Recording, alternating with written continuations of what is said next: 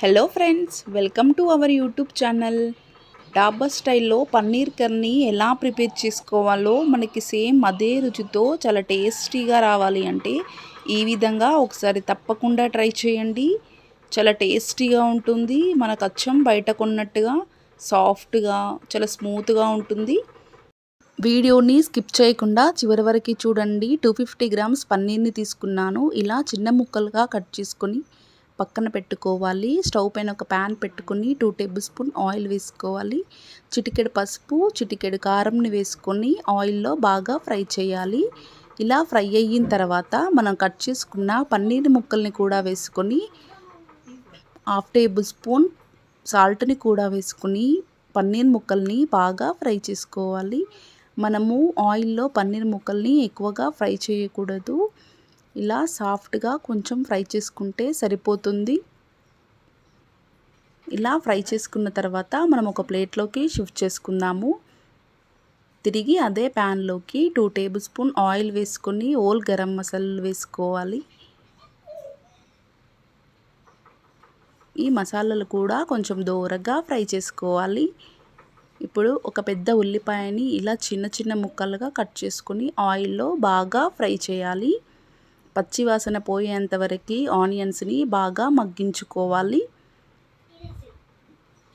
మనకి ఇలా దోరగా మగ్గిన తర్వాత ఒక పెద్ద టమాటోని కూడా చిన్న చిన్న ముక్కలుగా కట్ చేసుకొని ఇలా వేసుకొని బాగా కలుపుకోవాలి. మనకి టొమాటోలు కూడా పచ్చివాసన పోయి దోరగా ఫ్రై అవ్వాలి. ఇలా టొమాటోలు మనకి పూర్తిగా మగ్గిన తర్వాత 1/2 టేబుల్ స్పూన్ అల్లం వెల్లుల్లి పేస్ట్ వేసుకొని పచ్చివాసన పోయేంత వరకు మనం ఆయిల్లో బాగా మగ్గించుకోవాలి. ఆనియన్ టమాటో పేస్ట్ లాగా చేసుకునే కంటే ఇలా ముక్కలుగా కట్ చేసుకుంటేనే టేస్ట్ బాగుంటుంది. ఇలా మనకు మగ్గిన తర్వాత 2 పచ్చిమిర్చి ముక్కల్ని ఇలా చీల్చుకొని బాగా ఫ్రై చేసుకోవాలి.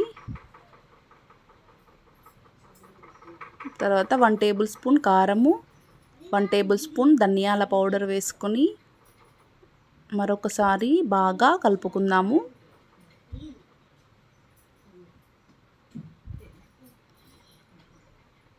ఇక్కడ నేను కసూరి మేతిని తీసుకుంటున్నాను. కసూరి మేతి వేయడం వలన పన్నీర్ కర్రీ అచ్చం బయట కొన్న దానిలాగా చాలా టేస్టీగా ఉంటుంది. ఇప్పుడు కసూరి మేతి వేసుకొని బాగా ఫ్రై చేసుకుందాము. తర్వాత 1/2 గ్లాస్ వాటర్ని పోసుకొని మనం బాగా కలుపుకొని ఈ వాటర్ని బాగా మరిగించుకోవాలి.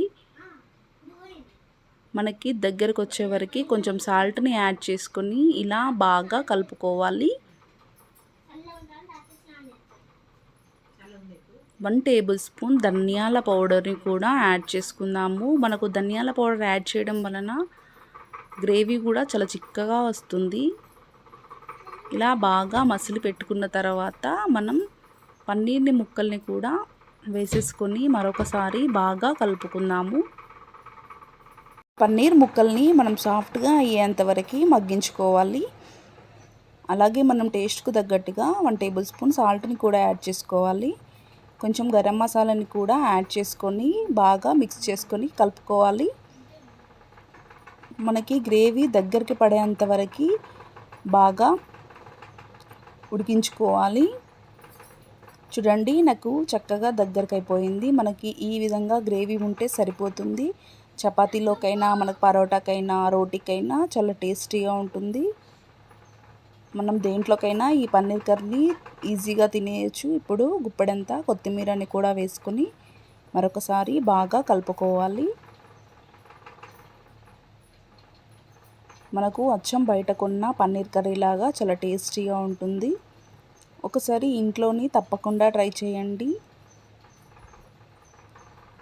ఇక్కడ నేను పాల మీద ఉన్న మీగడని కూడా 1 టేబుల్ స్పూన్ని తీసుకుంటున్నాను.